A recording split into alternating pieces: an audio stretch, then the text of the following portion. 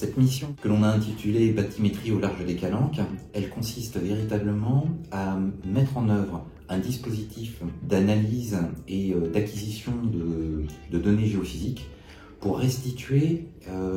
toute la zone géographique aux abords de la grotte Cosquer et de la grotte de la Trémie, mais également de la grotte de la Triperie, qui sont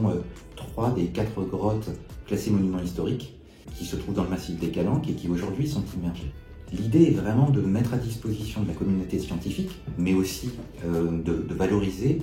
ce paysage qui, pour partie, est en milieu immergé aujourd'hui. L'opération en 2022, elle consistait à mettre en œuvre pour la première fois l'Alfred Merlin,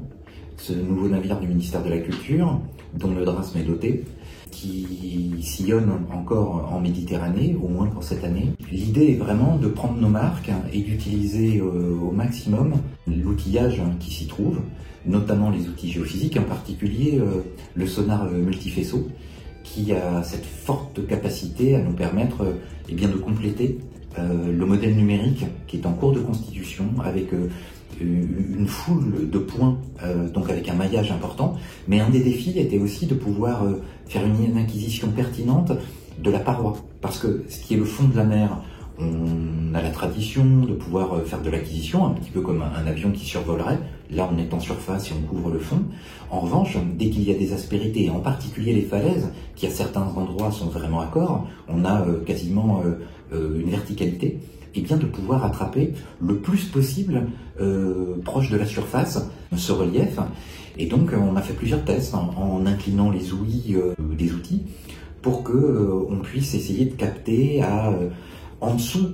c'est-à-dire entre la surface et 10 mètres à peu près, donc juste en dessous de la coque, enfin du niveau de la coque, puisqu'on est autour des 3 mètres, et de pouvoir faire une acquisition qui permette ensuite de faire l'accroche avec le modèle numérique qui a été acquis avec un levé lidar,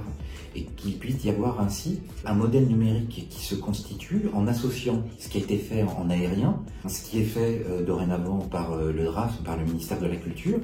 mais aussi ce qui a été réalisé à l'intérieur de la grotte, pour qu'il puisse y avoir ainsi l'ensemble de l'environnement qui puisse être utilisé sur un même outil, à vocation scientifique, à vocation de valorisation et pour tous les publics. Mais aussi demain, dans le cadre d'un film, reportage, mais également peut-être sur des bornes interactives ou bien dans le centre d'interprétation